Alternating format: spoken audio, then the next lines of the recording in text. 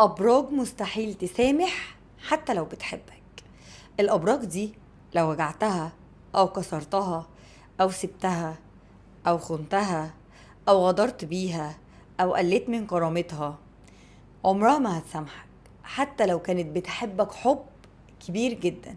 حتى لو انت راهنت ان البرج ده مش هيبعد، مش هيوجع، مش هيزعل، هيسامح، تبقى غلطان، لانه مش هيسامح خالص. مستحيل الابراج اللي انا هقول عليها دي تكون بتسامح. فتعالى بقى كده شوف برج من الابراج اللي ما بتقدرش تسامح ولا لا، وقولي بقى انت اتعاملت مع برج مين فعلا ما قدرش يسامحك، وانت برج ايه. فتعالوا كده هقول لكم نبذة عن الابراج اللي ما بتسامحش. هو في ناس قلبها ابيض وممكن تزعل وتسامح بسرعة، بس في ابراج معينة لو جرحتهم او كسرت نفسهم حتى لو بيحبوك بجنون مش هيسامحوك بسهولة او مش هيسامحوك خالص يعني. واول برج معانا فيهم برج العقرب. برج العقرب من اكتر الابراج اللي بتاخد الامور بجدية، ولو اتخان او اتجرح الموضوع مش بيكون مجرد موقف، ده بيكون جرح عميق ممكن يعيش جواه سنين. ممكن يبان ان هو هادي من بره لكن من جواه بيكون بركان، والتسامح عنده مستحيل، شبه معجزة.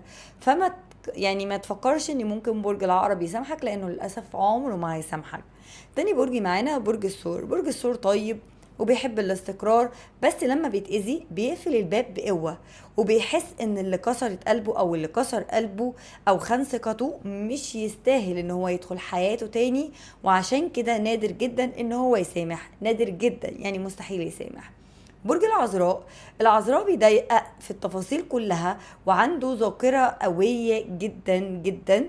اي غلطة بتفضل محفورة جواه وجوه عقله، حتى لو عدى وقت طويل هيبقى، او حتى هو لسه بيحبك مش هينسى بسهولة اللي انت عملته. ده بيخليه من اصعب الابراج اللي بتسامح، لانه بيفضل ممكن عايش معاك لكن مش مسامحك. طيب برج الجدي. برج الجدي عملي جدا، ولو اتأذى بيشوف انه ضيع فرصة كبيرة من حياته او انت ضيعت فرصة كبيرة من حياته. فعنده مبدأ اللي عملها مرة هيعملها 1000 مرة، ما عندوش أي حاجة غير كده. فمهما كان الحب كبير صعب ان هو يديك فرصة تانية، لأن هو بيبقى شايف ان خلاص فرصك خلصت فكفاية عليك كده. طيب وملك الأبراج برج الأسد. برج الأسد من أكتر الأبراج اللي ما بتعرفش تسامح. الاسد بيحب يتعامل باحترام وتقدير. لو حس ان انت قللت منه او ان انت جيت على كرامته او ان انت كسرته، الحب لوحده مش كفاية عند الاسد. كبرياءه هيمنعه ان هو يسامحك، او حتى لو قلبه لسه متعلق بيك هيدوس على قلبه عشان مش يسامحك خالص. هو على فكرة التسامح قوة، بس مش كل الناس عندها القدرة ان هي تقدر تسامح. الابراج اللي احنا قلناهم النهاردة دي بتحب بصدق جدا، فعشان كده كرامتها غالية كمان قوي.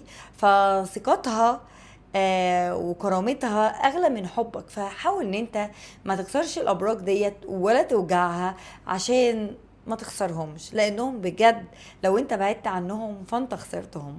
قولوا لي بقى انت برج ايه وخلص الكلام. سلام.